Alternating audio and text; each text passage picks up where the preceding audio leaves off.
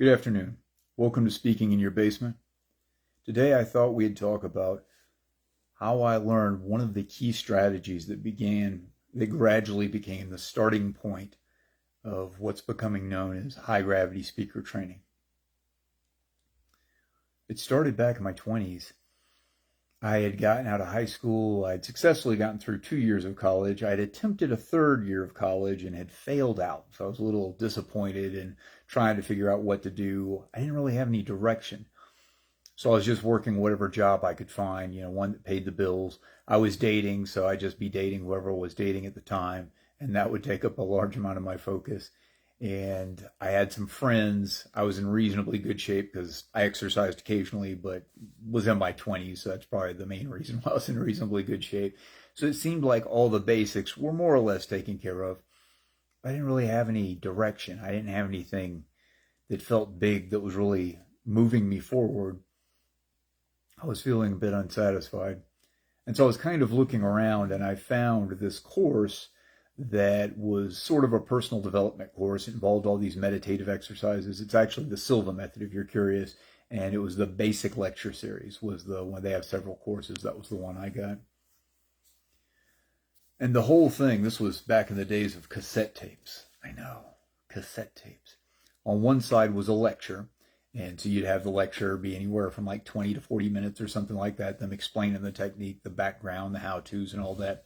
And then on the other side, they'd have a guided exercise. And the guided exercises were all involving progressive relaxation. You do this step-by-step relaxation process and a few other things. And then once you're in a nice, deep, relaxed state, then they guide you through the technique. There was a variety of different techniques. There was techniques for improving your memory, some for helping you get to sleep faster without drugs, some helping you wake up without drugs. There was one for improving goal setting. There was a variety of different techniques in the course. But I noticed as I was going through the course that I was struggling to maintain the relaxation. Like the beginning phases of it worked all right. I'd relax my scalp and my eyes and my face, etc. And it'd still be working fine. But then I'd get down to somewhere around my chest or my stomach as they were leading me through the progressive relaxation. I'd noticed that I'd already have tension again, like in my face or my scalp, somewhere that I had already relaxed. And at first I just figured, all right, we'll just keep going. You'll figure it out with enough repetition. But it kept happening and it got more and more frustrating to me. And I didn't know how big a problem that was, but it seemed like a simple thing. And out of things I was learning, the relaxation, of course, was part of all of them. So it felt like that was a really key element. But it felt like I wasn't very good at it. And I always assumed like everybody knows how to relax. You can fall asleep. Obviously, you can relax. So no problem, right? But I was learning uncomfortably that I wasn't that good at relaxing. So a few weeks into this, I, just get really frustrated with it, say to hell with it. What I'm going to do is just relax all the time. It's a funny thing to do and then say I'm going to relax all the time. To hell with it. I'm going to relax all the time. Something like that.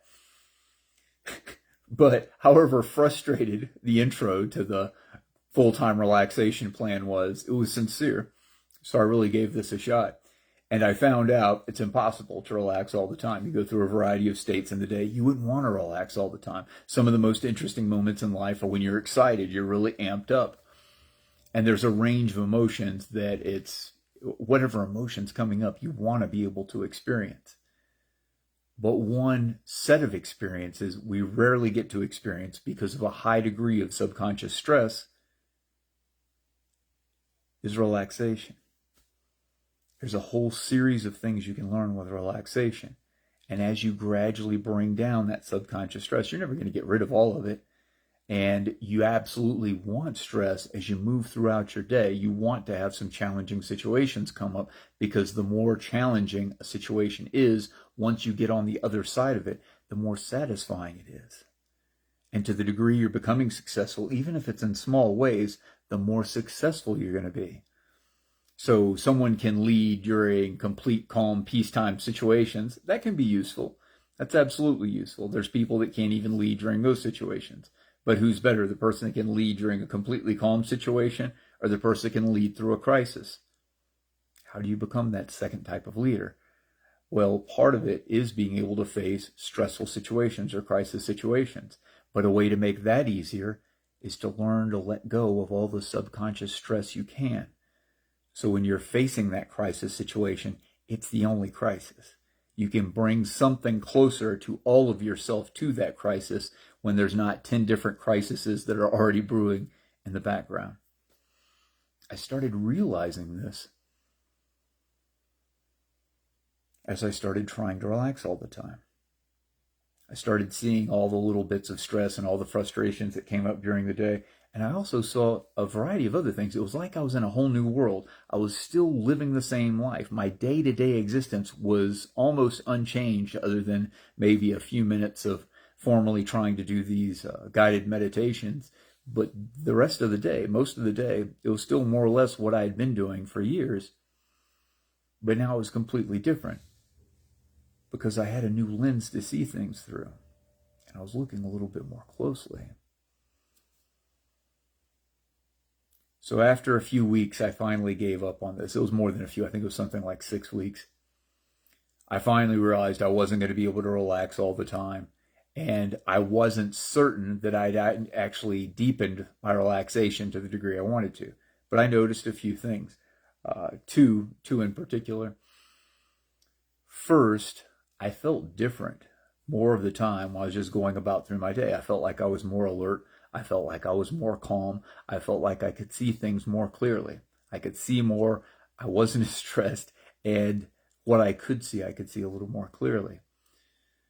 And when I would do these guided exercises, I had less and less of the challenge with, unless I was specifically frustrated going into it, as long as I was more or less even going into the exercise emotionally in a, even state, you could say, or a moderate state, not too intensely frustrated, upset, excited, or whatever else, I could go into these exercises. And now I didn't have the problem with whatever little bit of tension popping up. And sometimes when tension would pop up, it wasn't as big a deal anymore. It's just, you just notice the tension and you do your best to allow it to relax. And if you can't, you just keep going, and it's okay. Tension, it's not perfect. So the overarching increase in relaxation or reduction in stress allowed me to accept that things weren't going to be perfect. So there was a variety of adjustments in my worldview that happened as an automatic consequence of learning step by step how to relax and sticking with it until I got to the place where I was a little more relaxed all the time. It was something like I was integrating more relaxation into my day-to-day being.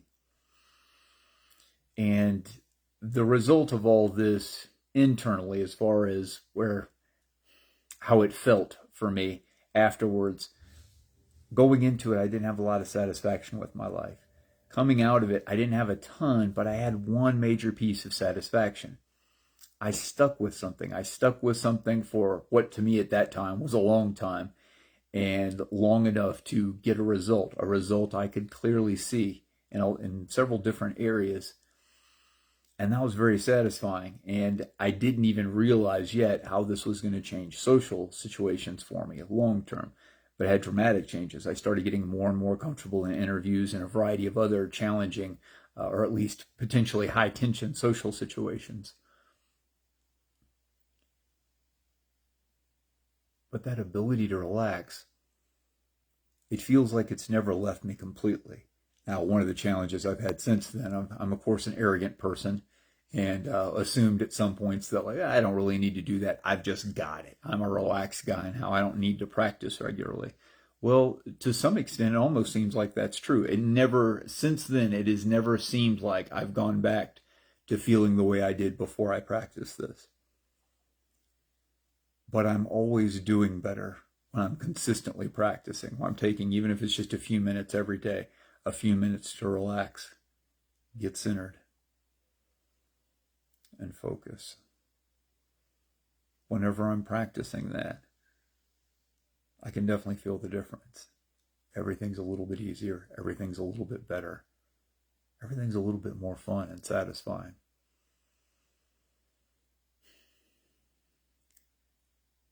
Some pretty amazing benefits overall for me, just from failing at college and then failing at a personal development course. In spite of all that, I came away with some really cool things. So like I've been hinting at here, and like we've said many times before, daily practice changes things over time. Sometimes it'll change things very quickly, but it'll certainly change things over time. And so if you're not doing your daily practice, you definitely want to do your daily speaking practice. But a piece of that can be, or an additional practice if you have the time and the space for it, is relaxation. Spending some time consistently with relaxation will change you over time dramatically. And I think you'll be very happy with the results. I'm Ben Langley. Thank you very much for spending some time with me today. We'll talk again soon.